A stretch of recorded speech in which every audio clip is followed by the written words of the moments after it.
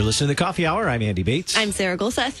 It is Wednesday, and apparently the frog is hiding in my throat. I have one too, so... Excuse me. It's Wednesday, March 20th, and it's time to get our day started studying the Word of God. This morning we did that with Sharper Iron, and now take a look at some things going on here and across the country, what's recently happening in the news that's, I think, of interest to many of our listeners who are either roster church workers or they love their roster church workers. Hopefully they do. Yes. And so what is of great interest to them? And also, Share-a-thon right around the corner here at KFUO. So we're going to share about Share-a-thon. Mary's going to pop in studio here in a little bit to share about what is Share-a-thon and what are we going to do, what's new this year. So excited about that. Thanks to Concordia University, Wisconsin for supporting the Coffee Hour. Find out more about Concordia University, Wisconsin at cuw.edu. Larry Hansen is an attorney in the Chicago office of Locklord LLP and represents a number of religious organizations throughout the United States.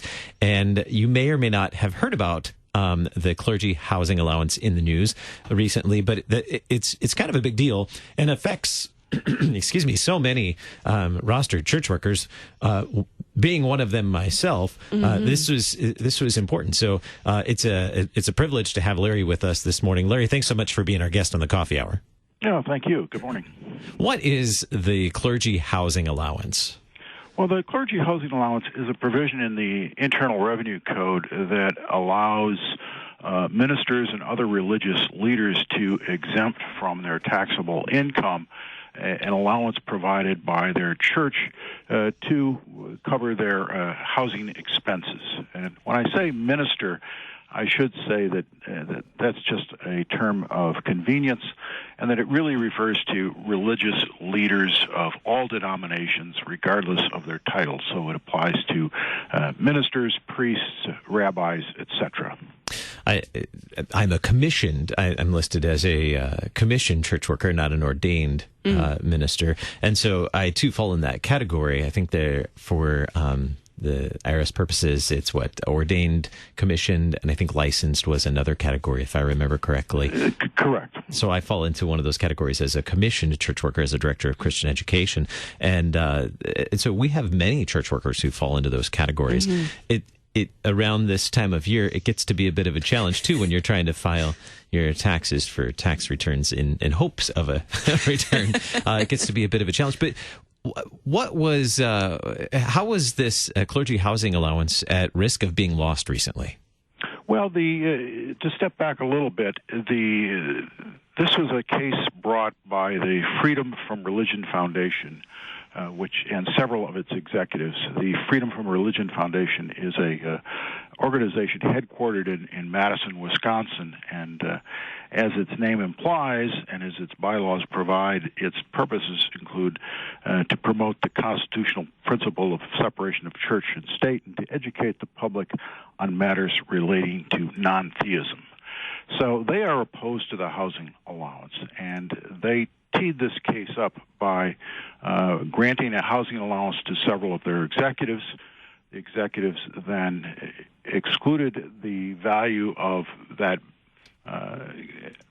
housing allowance from their tax returns, filed their tax returns with the IRS, or in some cases amended their tax returns, and after several years, the IRS basically denied the exclusion of that housing allowance from their tax returns. That gave them standing, as we call it. So they then filed suit in federal district court in the Western District of Wisconsin, claiming that the provision of the code for the housing allowance for ministers was unconstitutional because it violated the Establishment Clause of the First Amendment. The district court, hearing the case, granted summary judgment to the plaintiffs in that case in October of 2017, and the the defendants, appealed to the Seventh Circuit, which is the federal appellate court here in Chicago that encompasses Indiana, Illinois, and Wisconsin. And last Friday, a three-judge panel of the Seventh Circuit reversed the district court and held in a 3-0 decision that the housing allowance was indeed constitutional and did not violate the Establishment Clause. Why is this ruling so important for church workers?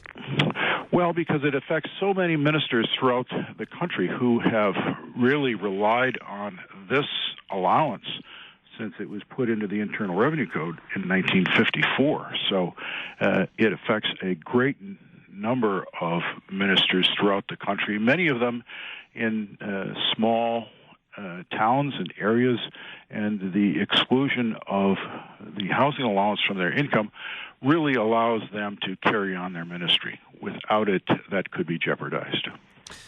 What is the Church Alliance, the organization that you served on behalf of? Yeah, our role was to represent the Church Alliance in filing what's called an amicus brief, which literally means a friend of the court.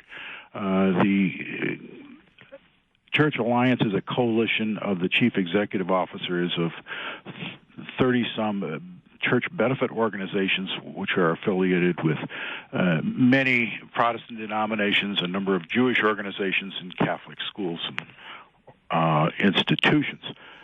Primarily, they cover benefit plans covering, I'd say 150,000 churches and synagogues throughout the United States, and covering many employees and ministers. So the Church Alliance had an interest in this issue because of its immediate effect on compensation and housing, and also because of the effect on retirement benefits. So we filed the amicus brief in the Seventh Circuit on behalf of the Church Alliance, urging the court to reverse the district court and uphold the constitutionality of the housing allowance. Joining in the brief with the Church Alliance were 30 or so churches or other religious organizations that signed on to the brief. What was key in the brief? Well, I think the key in the brief is that the district court felt that the housing allowance was unconstitutional because it provided a unique benefit to ministers not available to other individuals. What we tried to show in the brief is that it wasn't exactly unique. It was a provision that was part of a number of provisions in the Internal Revenue Code that provided tax benefits to housing-related issues. For example, military officers, employees serving overseas, employees that provided housing for the convenience of their employer. So that it was not unique. It was just part of a number of provisions all related to housing. Minister situations are a little unique because unlike some of the other situations, in some denominations, ministers are treated as employees. In other denominations, they're treated as independent contractors. So the housing allowance was intended to recognize that distinction. Which is the case in LCMS, church workers recognized more as independent contractors, so self-employment comes into play there as well, certainly significant. Any further points regarding the future of the clergy housing allowance? Do you think that there are any future potential risks? Well, I think so. This is really not the first challenge we've seen to the housing allowance.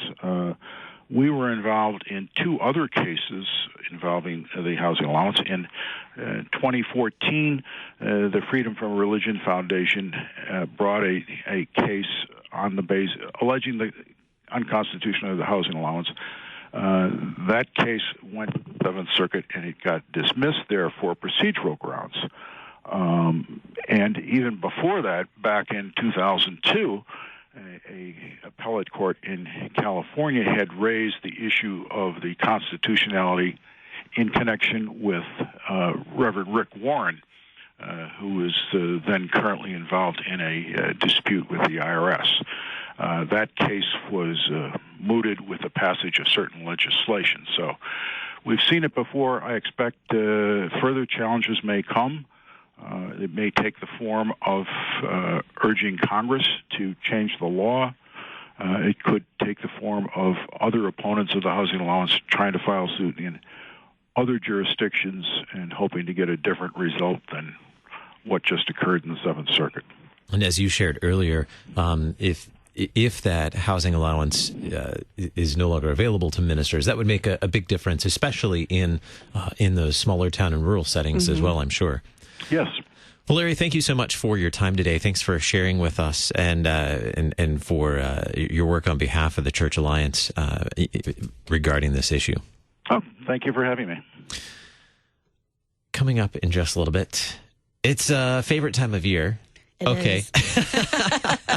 It's like a big family reunion here at KFUO, and that's Share-a-thon. We packed the studio. Oh, that's right. We actually, it gets so packed in the studio that we have to leave the door open. It's true. Because we can't fit everybody in.